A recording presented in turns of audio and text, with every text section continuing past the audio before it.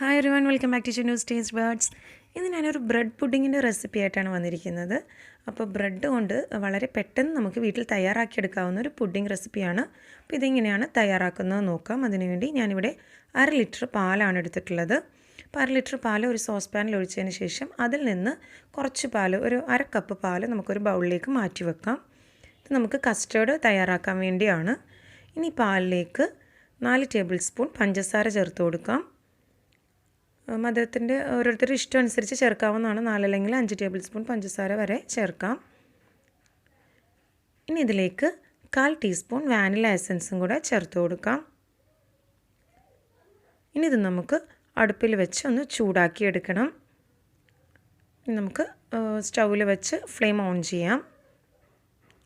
പിന്നെ ഇതൊന്ന് ചൂടാവുന്ന സമയത്തിനുള്ളിൽ നമുക്ക് കസ്റ്റേർഡ് പൗഡർ മിക്സ് ചെയ്യാം. കസ്റ്റേർഡ് പൗഡർ ഡയറക്റ്റായിട്ട് പാലിലേക്ക് ചേർത്ത് കൊടുക്കുകയാണെങ്കിൽ കട്ട പിടിക്കാൻ ചാൻസ് ഉണ്ട്. അപ്പോൾ അതുകൊണ്ടാണ് നമ്മൾ സെപ്പറേറ്റ് മിക്സ് ചെയ്യുന്നത്.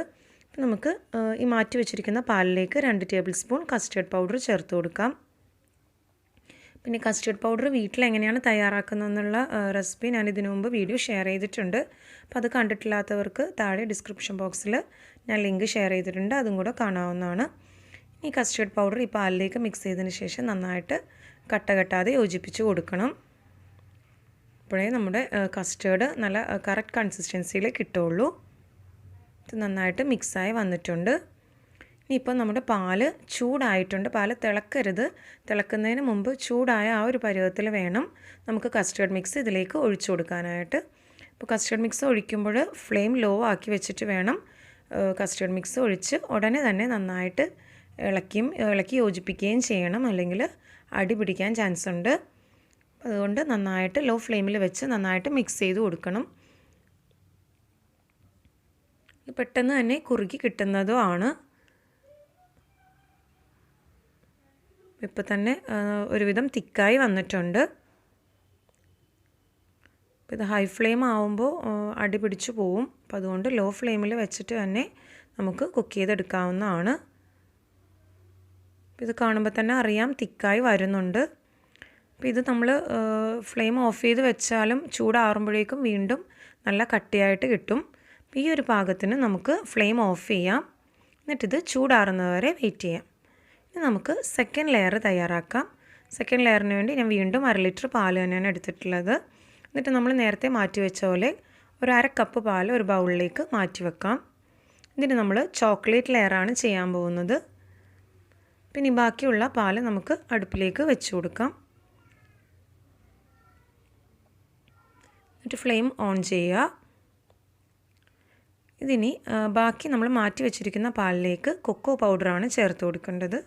കൊക്കോ പൗഡർ ഈ പാലിലേക്ക് 1.5 ടേബിൾ സ്പൂൺ കൊക്കോ പൗഡർ ചേർത്ത് കൊടുക്കാം. ഇനി അതിലേക്ക് 1 ടേബിൾ സ്പൂൺ കോൺഫ്ലോറും കൂടെ ചേർത്ത് കൊടുക്കാം. കോൺഫ്ലോർ ചേർക്കുമ്പോൾ നമ്മുടെ പുഡിങ് നല്ലൊരു തിക്ക് കൺസിസ്റ്റൻസി ആവാൻ വേണ്ടിയാണ്. ഇനി ഇത് നന്നായിട്ട് കട്ട കെട്ടാതെ മിക്സ് ചെയ്ത് കൊടുക്കണം. അപ്പോൾ ഈ കോൺഫ്ലോറും കൊക്കോ പൗഡറും കൂടെ മിക്സ് ചെയ്യുമ്പോൾ നന്നായിട്ട് മിക്സ് ചെയ്ത് കൊടുക്കണം, അല്ലെങ്കിൽ കട്ട കൂടാൻ ചാൻസ് ഉണ്ട്. ഇത് കട്ടയൊക്കെ ഉടച്ച് നന്നായിട്ട് മിക്സ് ചെയ്ത് എടുക്കണം. ഒരു വിസ്ക് ഉപയോഗിച്ചിട്ടാണെങ്കിലും മിക്സ് ചെയ്തെടുക്കാവുന്നതാണ്.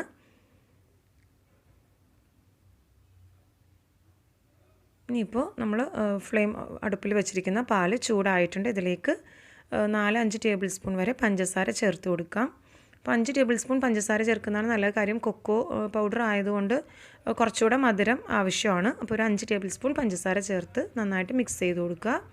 ഇനി ഇതും തിളക്കുന്നതിന് മുമ്പ് തന്നെ ഇതിലേക്ക് കൊക്കോ മിക്സ് ചേർത്ത് കൊടുക്കണം. കൊക്കോ മിക്സ് ചേർക്കുന്നതിൻ്റെ കൂടെ തന്നെ നന്നായിട്ട് ഇളക്കി യോജിപ്പിച്ച് കൊടുക്കണം. ലോ ഫ്ലെയിമിൽ ഇട്ടിട്ട് വേണം ഇത് ചെയ്യാനായിട്ട്, അല്ലെങ്കിൽ നേരത്തെ കസ്റ്റേർഡിന് പറഞ്ഞ പോലെ തന്നെ അടിക്ക് പിടിക്കും. അപ്പോൾ അതുകൊണ്ട് ലോ ഫ്ലെയിമിലിട്ട് നന്നായിട്ട് യോജിപ്പിച്ചെടുക്കണം. ഇത് വളരെ പെട്ടെന്ന് തന്നെ തയ്യാറാക്കിയെടുക്കാവുന്ന ഒരു പുഡിംഗ് റെസിപ്പിയാണ്. ഇതിപ്പോൾ ഇടയ്ക്ക് ചില കട്ടകളുണ്ട്, അതൊക്കെ ഒന്ന് മിക്സ് ചെയ്ത് നന്നായിട്ട് ഉടച്ച് യോജിപ്പിച്ച് കൊടുക്കണം. ഇപ്പോൾ നമ്മുടെ പുഡിങ് തിക്കായിട്ട് വരുന്നുണ്ട്. അപ്പോൾ ഇതിനു മുമ്പ് ഞാൻ ചോക്ലേറ്റ് പുഡിങ്ങിൻ്റെ റെസിപ്പി വേറെയും ചെയ്തിട്ടുണ്ട്. അപ്പോൾ അതിൻ്റെ വീഡിയോ താഴെ ഡിസ്ക്രിപ്ഷൻ ബോക്സിൽ ഷെയർ ചെയ്യുന്നുണ്ട്. അത് കണ്ടിട്ടില്ലാത്തവർക്ക് അതും കൂടെ കാണാവുന്നതാണ്. ഇപ്പോൾ നമ്മുടെ ചോക്ലേറ്റ് പുഡിങ് റെഡിയായി വന്നിട്ടുണ്ട്, നന്നായിട്ട് തിളച്ച് വന്നിട്ടുണ്ട്. ഇനി നമുക്ക് ഫ്ലെയിം ഓഫ് ചെയ്ത് ഇത് ചൂടാറുന്നവരെ മാറ്റി വെക്കാം. അപ്പോൾ നമ്മൾ നേരത്തെ തയ്യാറാക്കി വെച്ചിട്ടുള്ള കസ്റ്റേർഡ് പുഡിങ്ങും ചോക്ലേറ്റ് പുഡിങ്ങും നന്നായിട്ട് ചൂടാറിയിട്ടുണ്ട്. കസ്റ്റേർഡ് ഉണ്ട്, ഇപ്പോൾ നല്ല കട്ടിയായിട്ടുണ്ട്. ചൂടാറുമ്പോൾ ഒന്നുകൂടെ കുറുകി വരും. ഇത് നന്നായിട്ട് ചൂടാറുന്നവരെ വെയിറ്റ് ചെയ്യണം. ഇനി നമുക്ക് വേണ്ടത് ഒരു പാക്കറ്റ് ബ്രെഡാണ്. അപ്പോൾ ഈ ബ്രെഡിൻ്റെ സൈഡ്സ് എല്ലാം ഒന്ന് കട്ട് ചെയ്ത് മാറ്റണം. ഈ ബ്രൗൺ കളർ കാണുന്ന സൈഡ്സ് എല്ലാം കട്ട് ചെയ്ത് മാറ്റിയിട്ട് ബ്രെഡൊന്ന് മുറിച്ചെടുക്കാം. അപ്പോൾ എല്ലാ ഭാഗവും ഇതേപോലെ കട്ട് ചെയ്ത് വെക്കണം. ഇനി ബാക്കിയുള്ള ബ്രെഡ് സ്ലൈസസും നമുക്ക് ഇതേപോലെ തന്നെ കട്ട് ചെയ്തെടുക്കാം. ഇനി നമുക്ക് വളരെ പെട്ടെന്ന് തന്നെ തയ്യാറാക്കിയെടുക്കാം. വെറുതെ ബ്രെഡ് പുഡിങ് സെറ്റ് ചെയ്യേണ്ട ആവശ്യം കൂടെ ഉള്ളൂ. അപ്പോൾ ഒരു പുഡിംഗ് ട്രേയിലേക്ക് ബ്രെഡ് സ്ലൈസസ് സ്പ്രെഡ് ചെയ്ത് കൊടുക്കാം. അപ്പോൾ ഇതെല്ലാ ഭാഗത്തേക്കും ബ്രെഡ് സ്ലൈസസ് വെച്ചിട്ടുണ്ട്. ഇനി ഇതിന് മുകളിലേക്ക് നമ്മുടെ ഫസ്റ്റ് ലെയറായ ചോക്ലേറ്റ് പുഡിങ് ഒഴിച്ചു കൊടുക്കാം. അപ്പോൾ ചോക്ലേറ്റ് പുഡിങ് ഒഴിക്കുമ്പോഴും നന്നായിട്ട് ചൂടാറിയതിന് ശേഷം വേണം ഇത് ബ്രെഡിന് മുകളിലേക്ക് സ്പ്രെഡ് ചെയ്ത് കൊടുക്കാനായിട്ട്, അല്ലെങ്കിൽ ബ്രെഡ് വല്ലാതെ മെൽറ്റായി പോവും. അപ്പോൾ അതുകൊണ്ട് നന്നായിട്ട് ചൂടാറുന്നവരെ വെയിറ്റ് ചെയ്യണം. എന്നിട്ട് വേണം ബ്രെഡ് സ്ലൈസസിന് മുകളിലേക്ക് പുഡിങ് മിക്സ് ഒഴിച്ചു കൊടുക്കാനായിട്ട്. ഇതെല്ലാ ഭാഗത്തേക്കും സ്പ്രെഡ് ആയിട്ടുണ്ട്. ഇനി ഇതിന് മുകളിലേക്ക് വീണ്ടും ബ്രെഡ് സ്ലൈസസ്, അടുത്ത ബ്രെഡ് സ്ലൈസസും കൂടെ ഒരു ലെയർ നമുക്ക് വെച്ച് കൊടുക്കാം.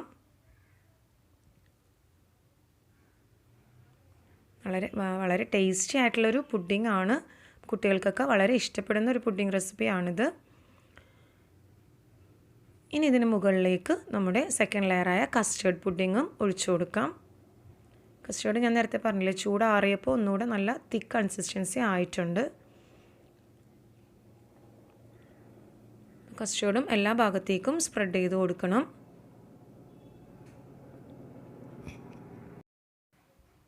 കസ്റ്റേർഡ് എല്ലാ ഭാഗത്തേക്കും സ്പ്രെഡ് ആയിട്ടുണ്ട്. ഇനി ഇതിന് മുകളിലേക്ക് ഒന്ന് ഡിസൈൻ ചെയ്ത് കൊടുക്കാൻ വേണ്ടി കുറച്ച് ചോക്ലേറ്റ് ലെയർ പുഡിങ് ഞാൻ ബാക്കി വെച്ചിട്ടുണ്ടായിരുന്നു. അപ്പോൾ അതുകൊണ്ട് വെറുതെ ഒന്ന് നമുക്കൊന്ന് ഇഷ്ടമുള്ള ഡിസൈൻ ചെയ്ത് കൊടുക്കാം. കുറച്ച് ചോക്ലേറ്റ് ലെയർ ഇതിന് മുകളിലേക്ക് ഒഴിച്ചു കൊടുക്കുക.